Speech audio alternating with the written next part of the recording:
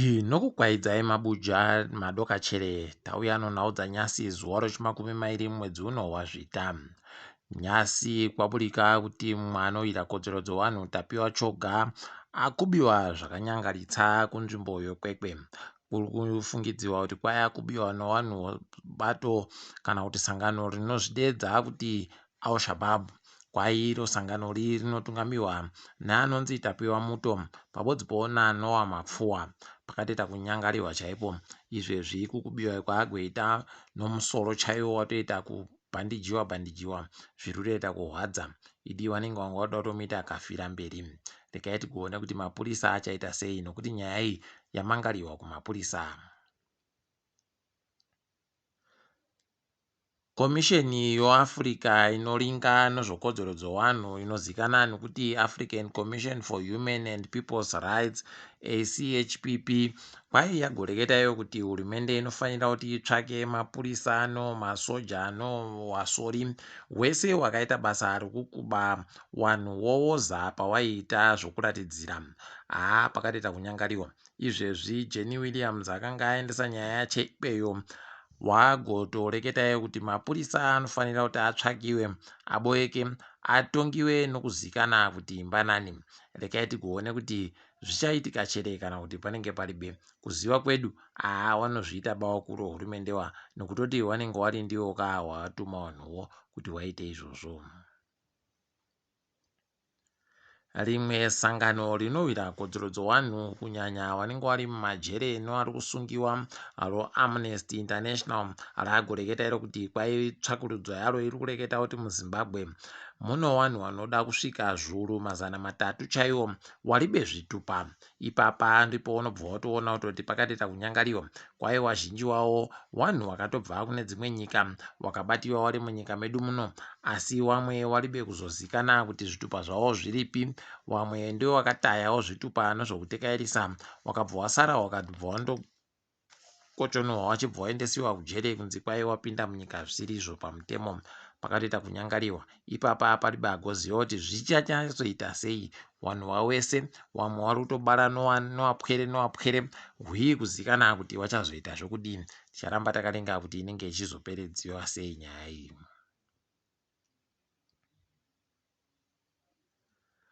Wanobika magetsi woZimbabwe Power Company waagoingidzira kubika kwawo magetsi kudhamu roKariba kusvika pamamiliyoni emawati anoita 400. Rekai tione ipapa kuti wanenge wachizvipedza chere. Kuhwange kuri kuitawo mamwe 400 429 pachirungu. Apawo kumunyati kuno 17 pabodzipo ari kubva aita 849 mamegawatts. Rekai tigoringa kuti zvinenge zvichipera sei. Kanzuru yoguta roHarare izvezvi kwai yagomisapo kare zvainge yakaronga zvokuti ivhure mupedzanhamo nyasi. Nokuti zviri kumbonyatsotekaira sei, asi kuri kuzikana kuti kwai wakuru wanga wari kudya nomupedzanhamo iyi ndo wari kuramba wachindoita kudira jecha kuti zvireke kugoitika. Pabodzipo kwai wakuru weguta roHararewo wari kutoita kuvhundutsiwa chaiko zvokunzi wareke kugoita chimwe chinhu nezvazvo. Bato reZanu-PF raakuita mutsepwede inoita kuvhiringidza kuti benhutsa kumashure kwatanga tabvapo kare. Bumbiro romutemo rinorambidza kuti mutungamiri wenyika apfuurire mberi nemakore anopfuura 10 okutonga nyika akateedzana. Ipapa tatomirira kuona kuti wari kudini nokuti watanda kureketa kwawo kwawanenge wachindoreketa. Kwai wanhukadzi weikweyo waakutoreketa kutoti dai wamunangarwa waramba waripo wachigoenda mberi nokutonga.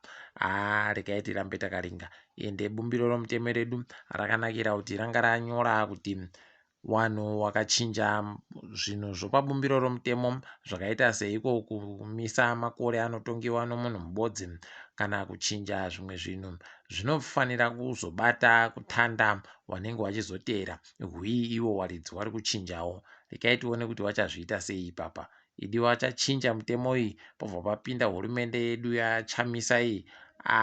Panoita kupfiwa. Rekai henyu muone. tichaona kuti zvinenge zvipera sei ipapa. Mapurisa agoreketayo kuti vanhu vanofanira kuti vaite zvinhu zviri nani pakuchaira motika dzavodzo, nokutoti kwai ngoro dzomotodzi dziri kuita kugwarasha vanhu idi. Ipapapa kwai kupera kwesondo rino basi kwagwarashiwa vanhu vanoita 14 apa motika dzose dziri kugwarasha vanhu dziri kuita kuenda kuoroerana usu nousu.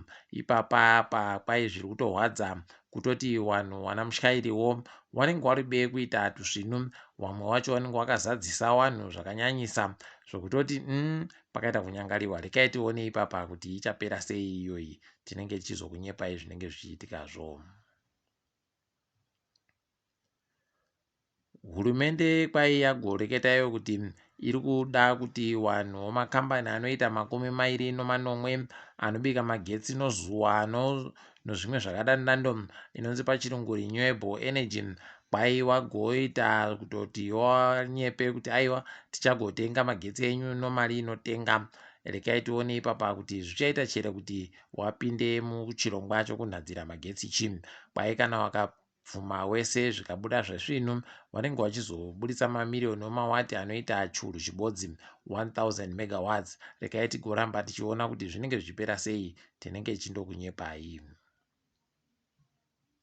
Kuna vamwe vatsani vekuChipinge wagonzi wabhadhare choupenzi chinoita zviuru 200 omunyika kana kuti wogara mujere kwemwedzi 6 chaiyo kana vari bekubhadhara.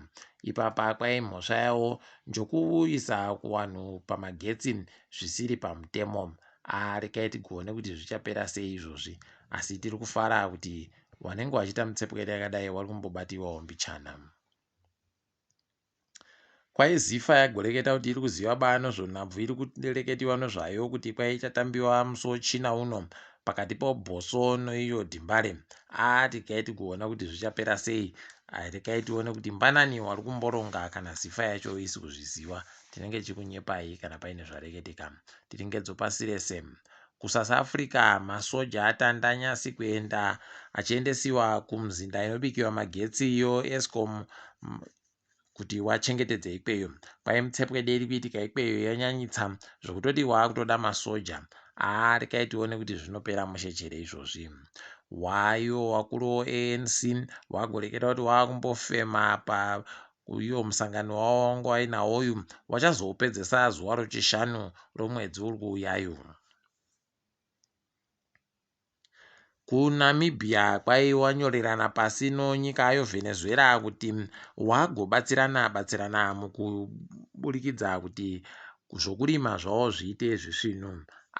Rekai tione wabiyedu vanenge vari kuita tuzvinu izvozvi zvikaburika zvisvinu, aiwa zvinenge zvinoita kuti zviite zvakanaka. Tinenge tichikunyepai kuti zvinenge zviri kutekaira zvondo zvipi.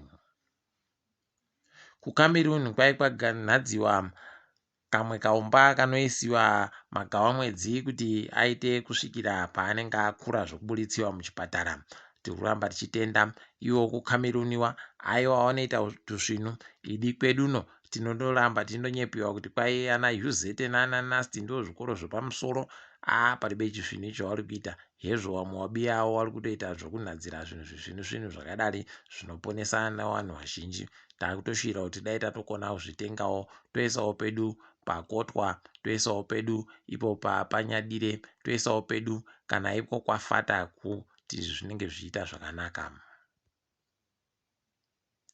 Wapwere vari kuTigray vari kuita kuvhiringika izvezvi nonyaya yokusaika kwochokuja. Izvezvi wazhinji wavo vari kurema zvinhu zviri pasi pomakirogiramu avanofanira kunge vachirema chaiwo.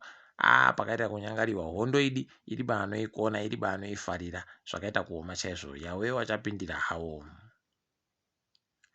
Chikwata choArgentina nyasi chasvika kumba. Kwai munhu wese izvezvi ari kundotekaira mumugwagwamo aribe kana kuvhunduka kuti chii chaitika. Apa nyasi yabva yanzi horodhe pokare. Wabiyedu zvavo watoitera kuita kufara. Izvezvi kwai vanhu vanopfuura mamiriyoni 4 chaiwo vari kundotenderera mumugwagwa mese vari kupembera kufara kuti wakomana wokwavo wakahwinha mukombe mukuru wakadandi. Toramba tichizvitenda tichiti makorokoto zvakare. Ndini wenyu mabiyangu, ndini wenyu Mhanduwe WeNhau. Tiboya nezuva ramangwana.